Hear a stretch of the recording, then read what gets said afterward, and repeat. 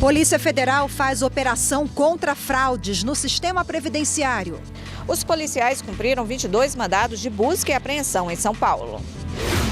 Adriana Vilela no banco dos réus. Começa o julgamento da filha de ex-ministro do TSE, acusada de mandar matar os pais e a empregada da família.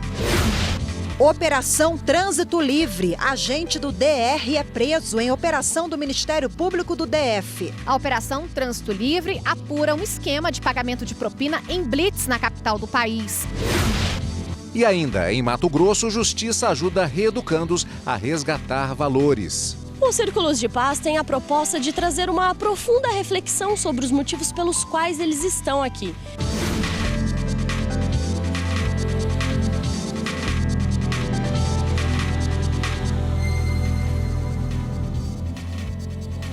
Olá, boa tarde. Boa tarde. A Polícia Federal cumpriu hoje 22 mandados de busca e apreensão em São Paulo. A Operação Cronocinese tem como objetivo colher provas quanto à participação de advogados, contadores e servidores do INSS na prática de fraudes contra o sistema previdenciário. E quem tem os detalhes dessa operação e conta pra gente agora ao vivo é a repórter Carolina Chaves. Olá, Carol, muito boa tarde para você. Boa tarde, Rafaela. Boa tarde a todos. Olha, 80 policiais federais cumprem os mandados em residências, escritórios de advocacia e também em 4 agências do INSS no estado de São Paulo. Segundo as investigações, os envolvidos teriam forjado o tempo de contribuição e causado um prejuízo de 55 milhões de reais aos cofres públicos. Os advogados eram responsáveis por captar clientes e formalizar o pedido junto ao INSS. Já os contadores inseriam dados falsos para aposentadoria. De acordo com a Polícia Federal, os envolvidos podem responder pelos crimes de organização criminosa, estelionato e também inserção de dados falsos em sistemas de informação. Agora, os benefícios suspensos serão revisados e podem ser suspensos. Voltamos ao estúdio. Obrigado, Carol. E os policiais militares que participaram de uma ação no Complexo do Alemão, no Rio de Janeiro, serão ouvidos hoje na Delegacia de Homicídios, na Barra da Tijuca, na zona oeste do Rio, sobre a morte da menina Ágata Vitória Félix, de 8 anos. Ela foi baleada dentro de uma Kombi na última sexta-feira. Os policiais afirmam que Ágata foi atingida por uma bala perdida durante um tiroteio. Mas o motorista da Kombi diz que não havia tiroteio no momento em que ela foi atingida. Segundo ele, os policiais atiraram em um motociclista que passava na hora e acertaram o veículo. A Ordem dos Advogados do Brasil, OAB, e a Defensoria Pública, em nota, criticaram as políticas de segurança pública do Estado e se solidarizaram com a família da menina. O Ministério Público do Distrito Federal e Territórios cumpriu mandados judiciais em Brasília em operação que investiga pagamento de propina a agentes do DR, o Departamento de Estradas de Rodagem. Um agente do departamento foi preso. Além disso, foram cumpridos mandados de busca e apreensão na sede do DR e na casa de suspeitos. A Operação Trânsito Livre apura um esquema de pagamento de propina em blitz na capital do país. Motoristas embriagados eram autuados e depois recebiam propostas de servidores.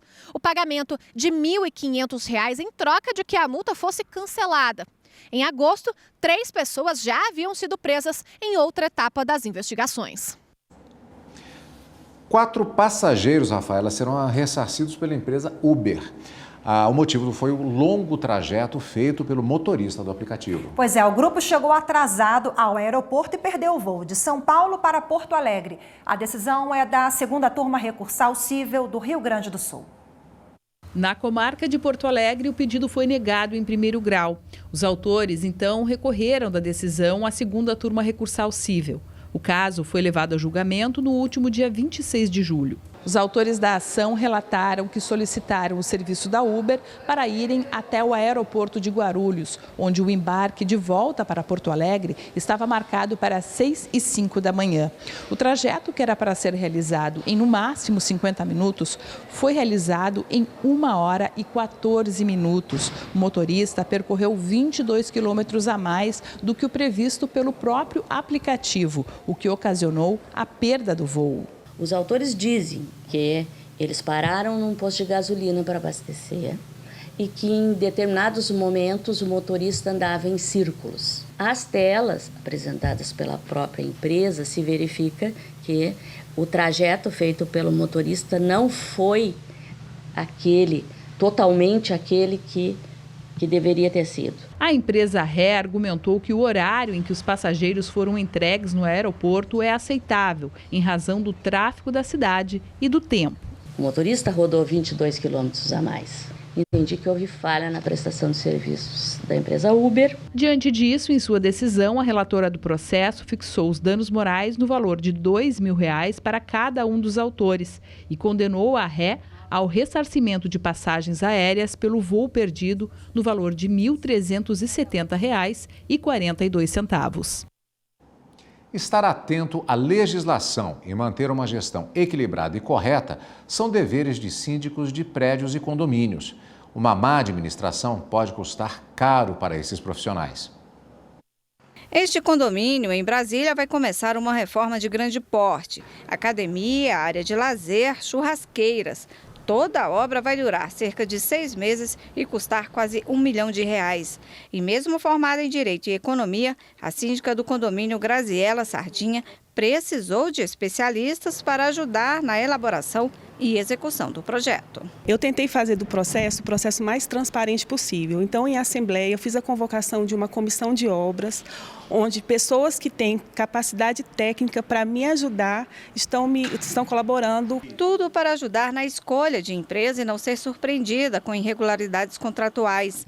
Afinal, o síndico é o representante legal dos moradores e responde quando há algo errado. O síndico ele gere o patrimônio de todos.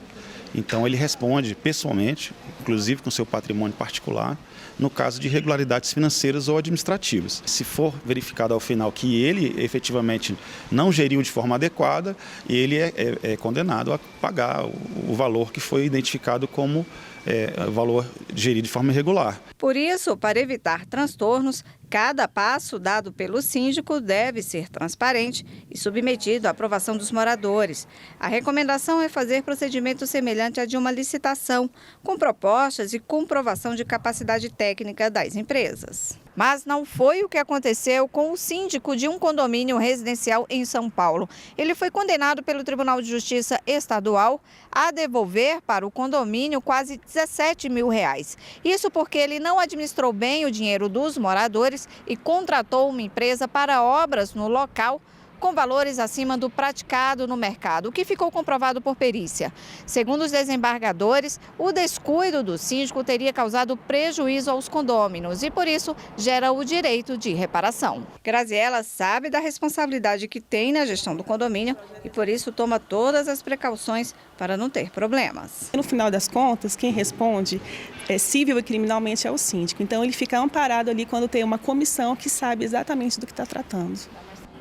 2 acordos de leniência firmados pelo Ministério Público do Paraná no âmbito da Operação Quadro Negro vão garantir a devolução de mais de R$1.600.000 aos cofres públicos. Os termos foram assinados com as empresas Atro Construção Civil e TS Construção Civil, investigadas na operação que apura desvios de recursos para construção e reformas de escolas no estado. Também foi firmado acordo de colaboração premiada com um dos sócios da empresa TS. E veja a seguir, começa em Brasília o julgamento de Adriana Vilela. Ela é acusada de ter mandado matar os pais e a empregada da família em 2009. Ao todo, 7 pessoas vão decidir se Adriana Vilela deve ser condenada ou absolvida.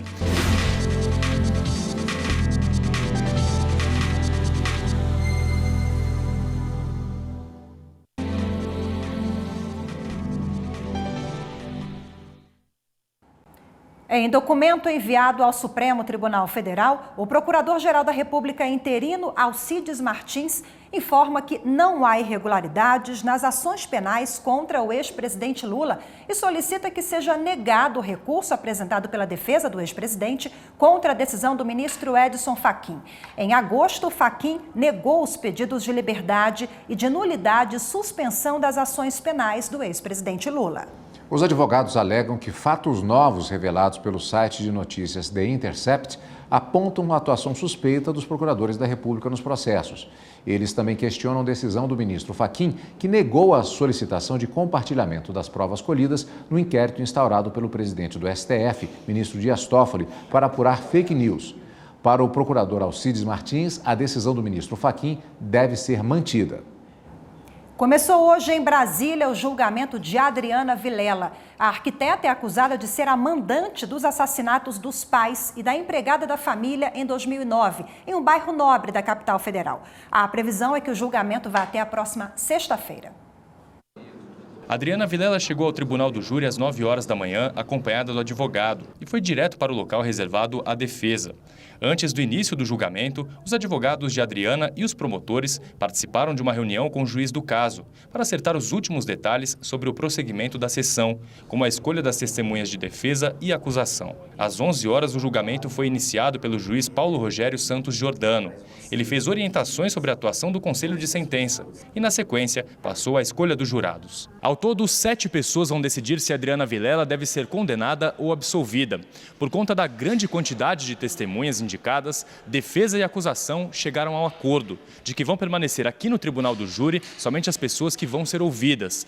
As demais vão ser dispensadas e terão que voltar aqui nos outros dias de julgamento. As primeiras testemunhas ouvidas foram indicadas pelo Ministério Público.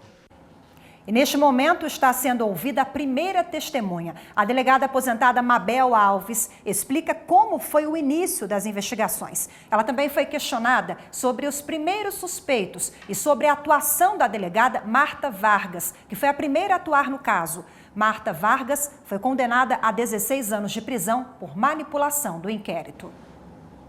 A formação de um tribunal do júri gera curiosidade.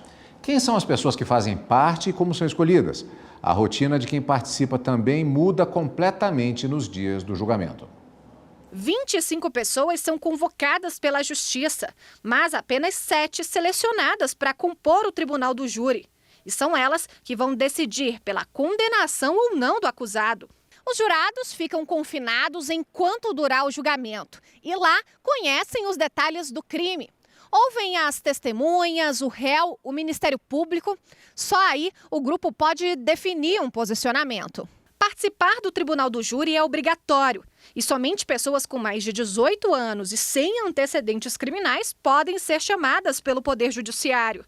O juiz pede ajuda de associações de moradores e universidades para fazer a escolha. Quem não puder ir, precisa apresentar o motivo relevante e comprová-lo. A definição dos jurados não é aleatória, é estratégica. A defesa, por exemplo, analisa as informações de cada um. A vivência deles pode ser decisiva para uma possível absolvição.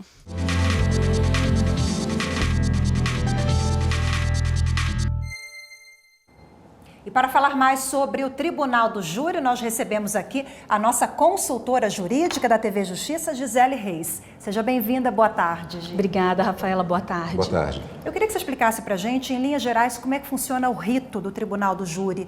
Tem alguma divisão, primeiro dia, quem vai ser ouvido primeiro? Em linhas gerais, como é que... Bom, a dinâmica de quantos dias vão durar a sessão de julgamento pelo Tribunal do Júri vai muito do cada caso concreto. Então, quando o caso normalmente envolve a oitiva de muitas testemunhas, uma produção de prova exacerbada durante a fase anterior, isso significa que normalmente será um processo, um julgamento em que a análise de tudo aquilo que vai ser apresentada para os jurados durará mais de um dia. Então, tudo vai depender do caso concreto, Rafaela, dependendo do tipo de prova que foi produzida. E é preciso lembrar que os jurados, eles só têm contato com o processo exatamente nessa sessão de julgamento, né? Porque as fases que antecederam não tiveram participação nenhuma de jurado. Então, esse é o contato que ele tem com o crime, com a acusação, com as teses que estão sendo defendidas pelos advogados de defesa. Então, é nesse momento do julgamento, pelo plenário do júri, que o jurado tem acesso a tudo que foi produzido. Então, como eles não tiveram acesso a nenhum dado antes, né, desta fase, é importante realmente que se dê o devido tempo para que eles compreendam. Inclusive, eles podem fazer intervenções para a leitura de peças, eles podem indagar testemunhas, eles podem, dentro do que o próprio Código de Processo Civil, Código de Processo Penal estabelece, eles podem ter uma atuação no sentido de pedir esclarecimentos para que eles possam se formar a convicção sobre uma condenação ou absolvição. Existe um imaginário coletivo em relação a julgamentos, ao tribunal do júri, e isso tanto do ponto de vista do Brasil como em outros países. E existem muitas influências, por exemplo, dos chamados filmes de tribunal, principalmente norte-americanos. Existem muitas diferenças, acho que a gente nem vai poder explorar todas aqui, mas uma delas, por exemplo, é com relação ao número de jurados. Nos Estados Unidos, normalmente são 12 jurados, existe até um filme que 12 homens de uma sentença, não é 12 homens até se confunde um pouco isso, mas esse filme é um clássico. E muitas pessoas pensam, mas não são 12 jurados? Não, são 7. Há uma grande diferença, Cadu, exatamente. No Brasil, o conselho de sentença ele é formado por 7 pessoas, né, do povo, ou seja, são 7 jurados, e são eles que vão decidir sobre o veredito, né, pela condenação ou absolvição. Inclusive, as decisões elas são tomadas por maioria. Uma outra diferença, que é importante a gente esclarecer, é que nos Estados Unidos, os jurados eles podem conversar entre si. E aqui no Brasil existe aquela cláusula de incomunicabilidade. Os jurados, eles não podem comentar nada sobre o julgamento. Então, eles ficam incomunicáveis no que diz respeito às questões que envolvem a análise de tudo aquilo que está sendo apresentado pela acusação e pela defesa. E no momento de julgar, eles não fazem uma reunião em que serão debatidos os assuntos. Cada um de acordo com a sua íntima convicção, eles não são obrigados a julgar como um juiz de direito, né? Porque o juiz de direito tem que fundamentar a sua decisão na lei. Os jurados, eles vão julgar de acordo com o seu convencimento íntimo, de acordo com a sua íntima convicção. Não tem aquela salinha que eles ficam reunidos, que a gente vê exatamente em filmes, que eles ficam quebrando o pau, aliás, até chegar a uma conclusão. Existe uma sala, mas essa sala de votação, né, normalmente ela não acontece nos moldes em que o julgamento é feito nos Estados Unidos, ele acaba acontecendo, né? A sala, ela realmente existe, que é onde são distribuídas as cédulas de votação, mas todo mundo, ao colocar a sua opção, né, dentro daquela caixa que recolhe, ninguém fica sabendo do voto, né? O jurado não fica sabendo do voto do colega e tal. Quem fala por último, Gisele, no tribunal do júri? Porque eu acho que a última palavra acaba tendo um impacto grande com os jurados, né? Essa relação sobre quem fala por último ela é importante para definir o próprio sistema acusatório, porque a defesa ela só pode se defender desde que haja uma acusação. Então, dentro dessa característica, a defesa sempre fala por último. Então, sempre serão ouvidas primeiro as testemunhas de acusação, é o Ministério Público que primeiro faz a sua sustentação oral, e eles devem ter o mesmo tempo, inclusive, né? A defesa vai falar por último, mas assim, o Ministério Público, quando ele for fazer os debates orais, quando ele for sustentar a tese, ele vai ter 1h30 para poder fazer as suas argumentações. A defesa também terá 1h30. Réplica? Pode ter réplica. E se tiver réplica, terá tréplica. Então, a réplica é quando o promotor, depois dos argumentos apresentados pela defesa, ele decide voltar, e aí ele tem mais 1 hora para poder fazer as considerações, e depois, se houver réplica, necessariamente terá que ter tréplica, porque, como eu falei, a defesa sempre fala por último. Inclusive, as perguntas da defesa também são as últimas a serem feitas. Gisele Reis, muito obrigada mais uma vez pela participação. Boa tarde. Boa tarde. Boa tarde, obrigado. E continuamos acompanhando. E no próximo bloco, Círculos de Paz, projeto da Justiça de Mato Grosso, promove a melhora das relações entre reeducandos.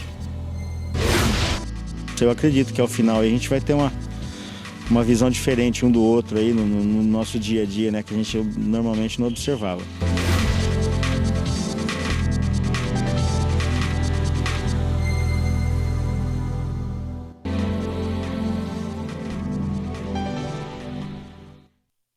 Em sessão de julgamento virtual, o Supremo Tribunal Federal, por unanimidade, declarou inconstitucional dispositivo da Lei do Estado da Paraíba que fixava o reajuste anual dos fiscais da Receita Estadual com base na evolução da arrecadação e na variação do Índice Nacional de Preços ao Consumidor. A ação foi ajuizada pelo governador da Paraíba, que, entre as alegações, sustentava que a Assembleia Legislativa teria invadido a área de competência exclusiva do Poder Executivo. Ao analisar o pedido, o ministro Dias Toffoli, relator da ação, afirmou que o dispositivo legal, embora inserido em iniciativa de lei destinada a fixar os subsídios pagos a determinadas categorias de servidores da Paraíba, instituiu também parâmetros a serem observados para fins de elevação dos valores fixados. E, com isso, retirou-se do chefe do Executivo a prerrogativa de iniciar o processo legislativo. E também na Paraíba, o orçamento da Justiça Estadual foi o foco da primeira reunião do comitê que trata do assunto. Com o objetivo de apresentar à mesa diretora propostas que possam direcionar a política institucional do TJPB, os novos membros dos comitês orçamentários de primeiro e segundo graus do Poder Judiciário realizaram a primeira reunião. Os trabalhos foram conduzidos pelo gestor da política de priorização do primeiro grau no âmbito do TJ e presidente do Comitê Orçamentário de Primeiro Grau, desembargador Oswaldo Trigueiro do Vale Filho. Ele falou sobre a importância em se discutir questões operacionais relacionadas à distribuição do orçamento nas duas instâncias.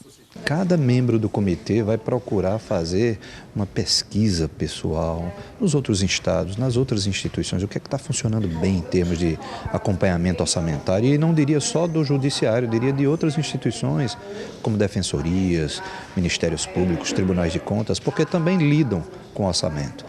Já a juíza Maiúce Santos Macedo, da comarca de Cajazeiras, eleita para atuar como membro titular do Comitê de Primeiro Grau, está otimista com a participação coletiva, que inclui a apresentação de projetos e propostas. Eu realmente estou com um pensamento bem positivo, né? Também procurando buscar ideias para ajudar o tribunal, juntamente com os meus colegas, que obviamente a gente vai iniciar já nas próximas reuniões, né?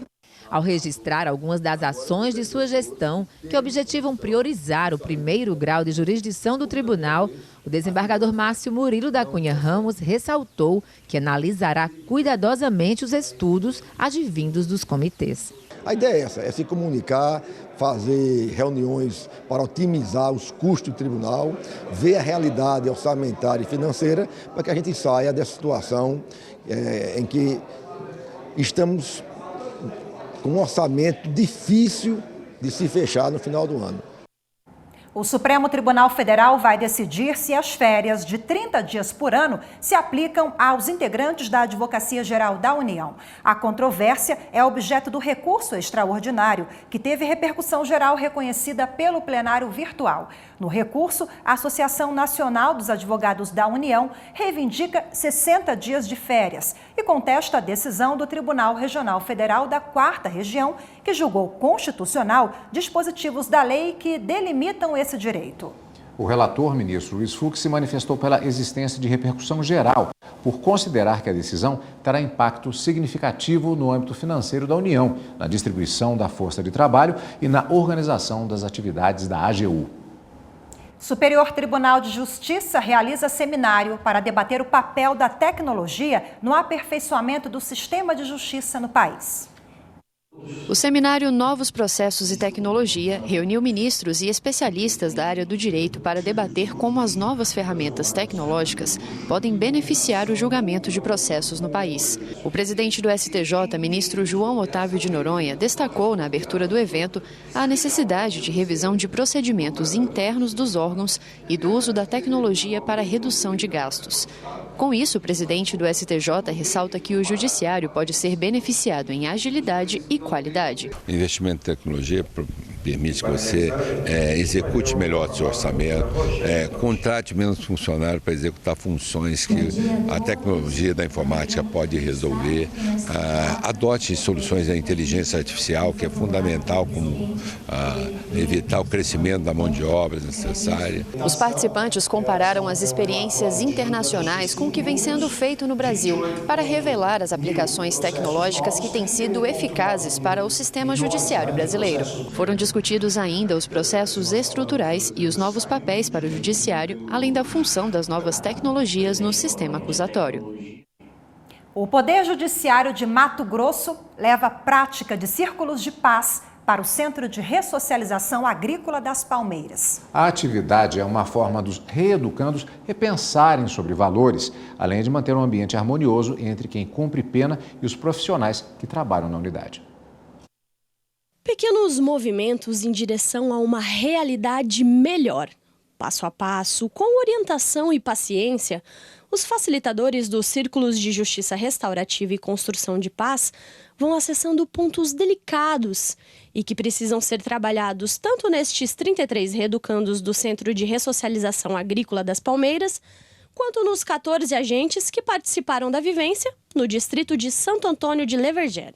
As pessoas muitas vezes passam o tempo, eles vão perdendo aqueles valores, eles não lembram mais como eles são. Esses valores genuínos do ser humano, que é o respeito ao próximo e todas essas coisas de autoestima também que é trabalhado para que eles se percebam um ser melhor. Vai ajudar bastante nessa relação interpessoal nossa. Eu acredito que ao final a gente vai ter uma visão diferente um do outro aí no nosso dia a dia, né, que a gente normalmente não observava. Este é o segundo Círculo de Paz realizado no local e os resultados já estão aparecendo. Foi muito produtivo de você reconhecer mais as pessoas e se aproximar mais, que isso que eu estou sendo preparado para mim, para voltar para a sociedade, que é trabalhar como eu sempre trabalhei e olhar o mundo de frente, como eu vou sair daqui. Os Círculos de Paz têm a proposta de trazer uma profunda reflexão sobre os motivos pelos quais eles estão aqui. E mais do que isso, ajudar esses reeducandos a não retornarem para o crime quando eles conseguirem conquistar a liberdade. Fez com que eu olhasse um pouquinho de novo para dentro de mim, que eu pudesse de alguma maneira, assim, rever aquela pessoa que eu era antes de ser preso. Um pai, um avô, um nadador, um amante da natureza. E a gente fica por aqui. Obrigado pela companhia e até amanhã. Você acompanha agora o programa Fórum. Uma ótima tarde para você. Até amanhã. Tchau.